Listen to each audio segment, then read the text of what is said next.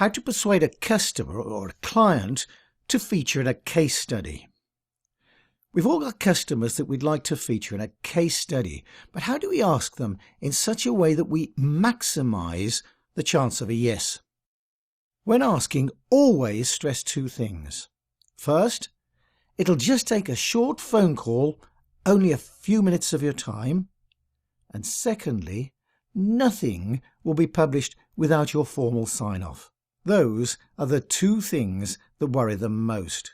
Will it be a big hassle for them, or might it result in your publishing something that they'll later regret? By the way, wherever possible, don't let your client write a rough draft first. Resist any request for a list of questions in advance. The responses will be very stilted, it'll take them forever, and it'll simply end up inhibiting you.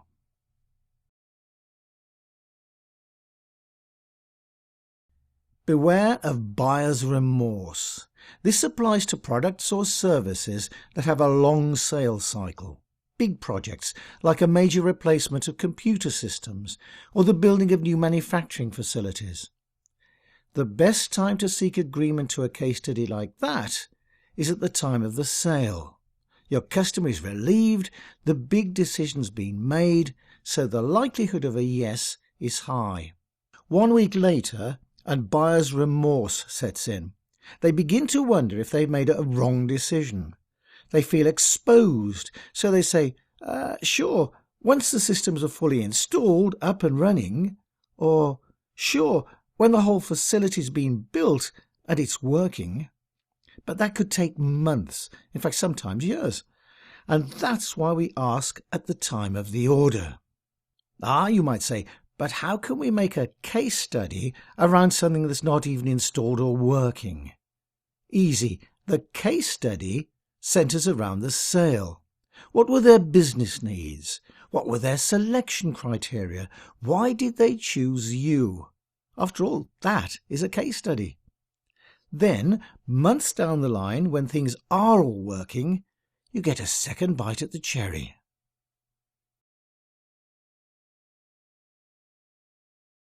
Don't take notes. I never take notes over the phone for two reasons.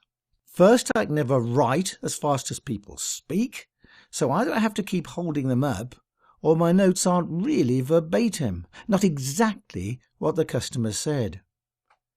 Secondly, when interviewing, our most important task is to listen. Listen out for odd little clues, like a slight note of excitement in the customer's voice.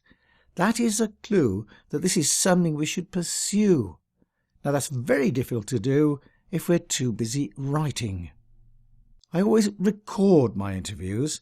It captures every single word, every clue, every intonation. And you don't need expensive equipment either. I happen to use this, an Olympus TP8 telephone pickup, and you can get it from Amazon for £12 in the UK or $18 in the US.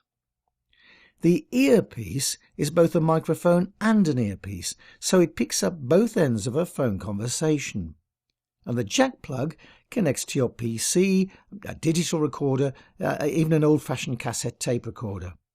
And the recording quality is remarkably good. You'll also need some transcription software that will allow you to type with both hands while listening to your interviews. Stopping, slowing, fast-forwarding and so on, all from the keyboard without having to use the mouse.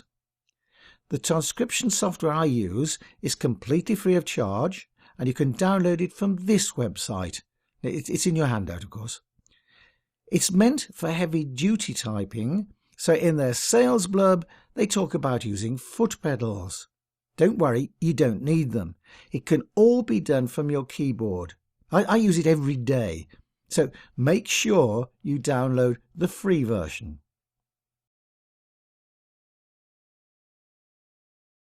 One last word. Take every opportunity to lead the customer into making strong statements that can be used as direct quotes. Always ask the customer for a photograph of themselves and ask in such a way that it's clear that it's what everyone does. It's no big deal.